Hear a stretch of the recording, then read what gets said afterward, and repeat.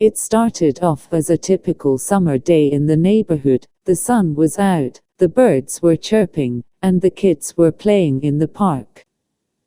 Little did they know, a war was about to break out in their backyards.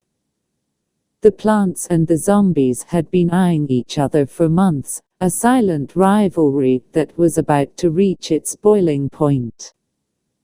The plants had been slowly encroaching on the zombies' territory, and the zombies had had enough. They were ready to take back the land that was rightfully theirs. The plants had the upper hand in numbers, but the zombies had the advantage in strength and experience. They had been living in the neighborhood for years, and they knew the land like the back of their hands. They had also been stockpiling weapons and resources in anticipation of a fight. The war began in the early morning hours, when the sun was just starting to peek over the horizon. The plants and zombies charged at each other, weapons drawn and ready for battle.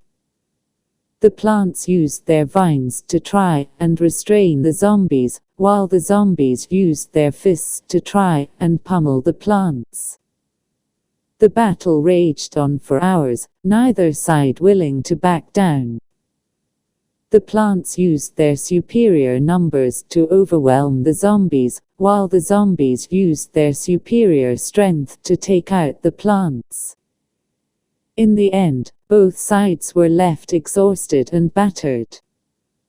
But the war was far from over.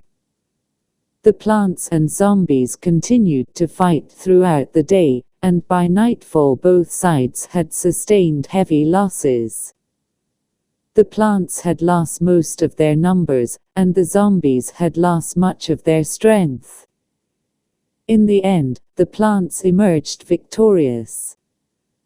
They had managed to reclaim the land that the zombies had taken, and they had also managed to drive the zombies out of the neighborhood for good. The plants celebrated their victory with a great feast, and the kids in the park cheered for their newfound heroes.